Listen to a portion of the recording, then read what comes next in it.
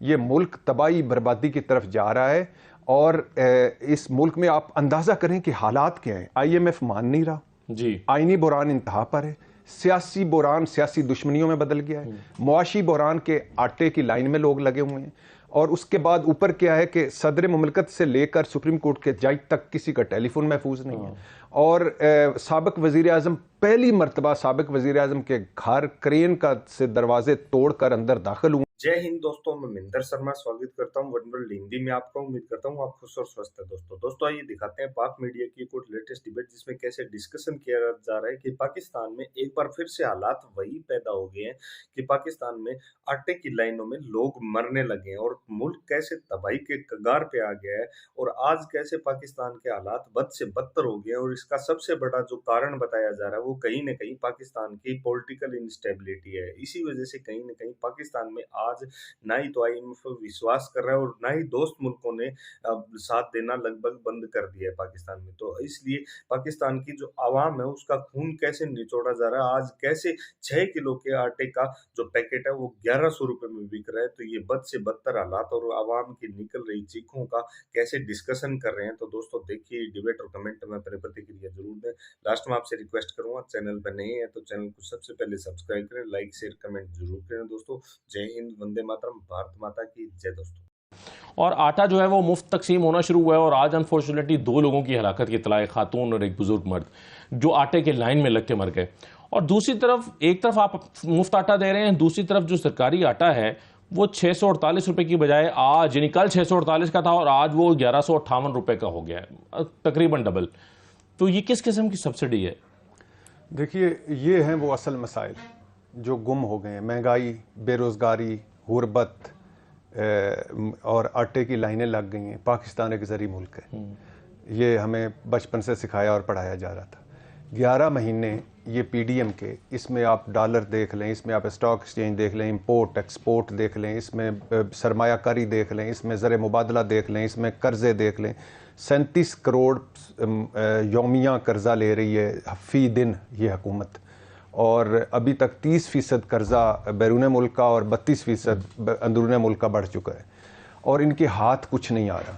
یہ تیسرا بندہ آٹے کی لائن میں لگ کے وہ اس جان سے گیا ہے. یہ 3 قتل کس پہ کیے جائیں مجھے بتائیں؟ اسحاق ڈار صاحب پر، شہباز شریف صاحب پر، یا نگرانوں پر، یا ہم سارے اس کے ذمہ دار ہیں؟ یہ 3 جانیں، ایک جان جانا پوری انسانیت کی جان جانا، ایک جان بچانا پوری انسانیت کی جان بچانا. اب دیکھیں کہ کتنا مضحکہ خیز ہے وہ بابا بربادی معیشت اسحاق ڈار، کہ مجھ سے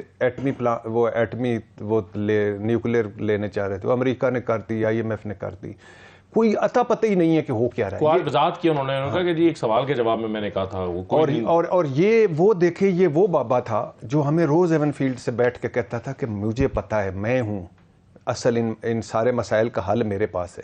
نواز شریف صاحب آج کیوں نہیں بولتے اس پر کہ ان کی تجربہ کار ٹیم کہاں گئی؟ شہباز شریف صاحب کیوں نہیں بیٹھتے کہ ان کی گورننس اور شہباز سپیڈ کہاں گئی؟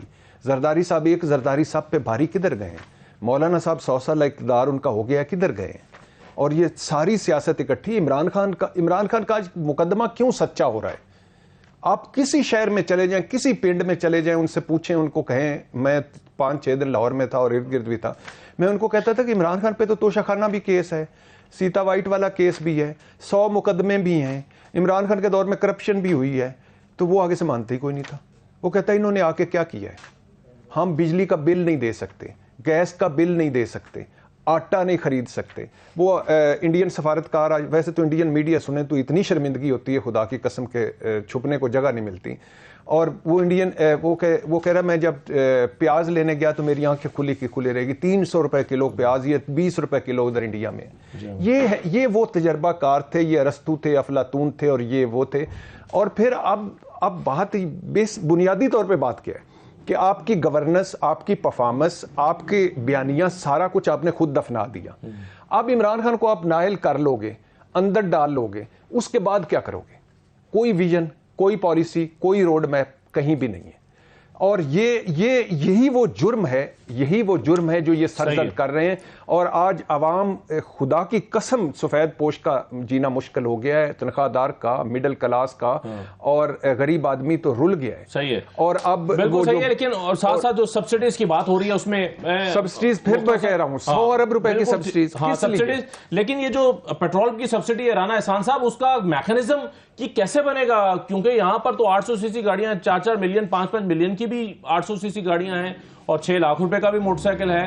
تو اس میں شفافیت اس عمل میں یہ منصوبہ ابھی بنا نہیں ہے. ناؤ صاحب نے پہلے کر دیا, اس کا میکانزم بنایا گیا؟ رانا صاحب سے چھوٹا بھائی ایک میرا بھی سوال ہے کہ عمران خان نے کہا میرا خانسامہ اٹھا کر لے گئے ہیں, اور مریم نواز نے کہا تھا کہ اس لیے اٹھا کے لے گئے تمہارا خانسامہ تمہیں زہر دے دے گا. یہ صحیح ہے بات؟ جی رانا صاحب دیکھیں, یہ تو وہ جو اپنا مجھے نہیں پتا کہ وہ اٹھا کے لے کے گئے ہیں اور کیوں اٹھا کے لے کے گئے ہیں, یہ تو پولیس بہتر بتا سکتی ہے کہ کیا وجوہات ہیں کہ اس کو اٹھا کے لے کے گئے.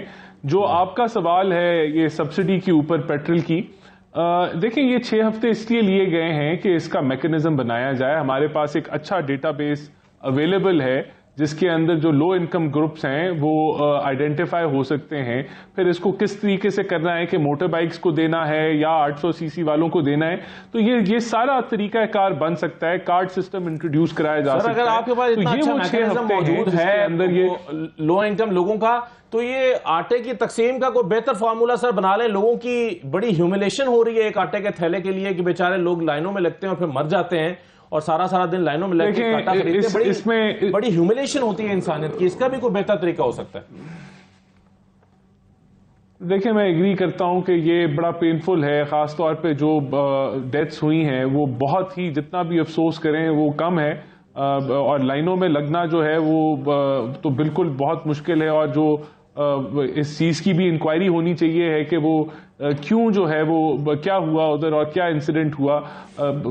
لیکن دیکھیں آپ صحیح کہہ رہے ہیں, یہ وہاں بھی اسی میکانزم کے تحت ہی کر رہے ہیں کہ لو انکم گروپس ہیں جو ان کو دعوت دی جاتی ہے کہ آپ آ کے اپنا آٹا کلیکٹ کر لیں.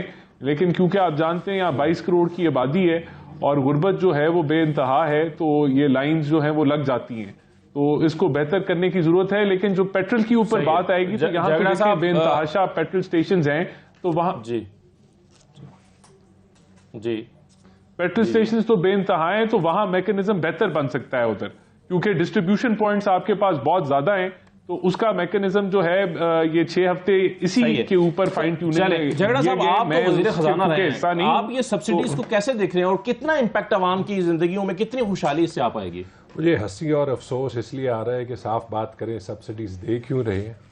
ایک لفظ ہے ڈیسپریشن. بالکل جب آپ ڈیسپریٹ ہو جاتے ہیں تو پھر آپ وہ پاگل پن والی حرکتیں کرتے ہیں.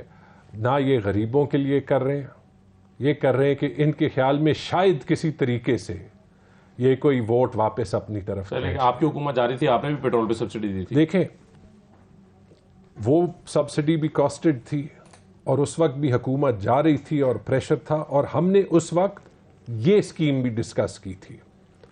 یہ اسکیم اور یہ آئیڈیا اسی وقت کا ہے, اور اس وقت تک جب ہم نے دیکھا کوئی بین الاقوامی مثال نہیں ملی, کوئی بین الاقوامی مثال نہیں ملی. اور آپ سوچیں یہ 6 ہفتے نہیں 6 مہینے لگا لے. جی قابل عمل نہیں ہے میرے خیال میں. قابل عمل چونکہ کہیں پہ ہوا نہیں ہے, انتہائی مشکل ہے. یہ الیکشن سے پہلے جاتے ہوئے گورنمنٹ کا کام نہیں ہے, جیسے اموات آٹے کے ڈسٹریبیوشن میں ہوئے ہیں نا, کیونکہ 100 ارب کا آٹا ایک مہینے میں بک رہا ہے, اس کی ہم تنقید نہیں کریں گے, لیکن شکر ہے کہ یہ ثابت ہو گیا کہ پیسوں کی قلت نہیں ہے الیکشن کے لیے. اسی طرح پیٹرول کا آپ کو پتہ ہے, ہماری قوم کی کچھ عناصر کی کلچر کا, لوگ اپنی آلٹو لے جائیں گے 20 لیٹر ڈالیں گے, وہاں سے جو ہے وہ لینڈ کروزر میں ڈالیں گے, کوئی جو ہے وہ پیٹرول پمپ پہ رشوت لے گا, 1000 چیزیں ہوں گی. اس کی لمٹ ہوگی, اس کی لمٹ ہوگی. بات بار آتی ہے الیکشن پہ. Elections are not a choice. جو یہ کر رہے ہیں اگر ان کی قسمت میں الیکشن نہیں ہے تو نہیں ہے, لیکن یاد رکھیں پیسہ, سینسس, سیکیورٹی ایک بار ہوا نا, اس کے بعد نہ کسی کو 58(2)B کی ضرورت ہوگی, نہ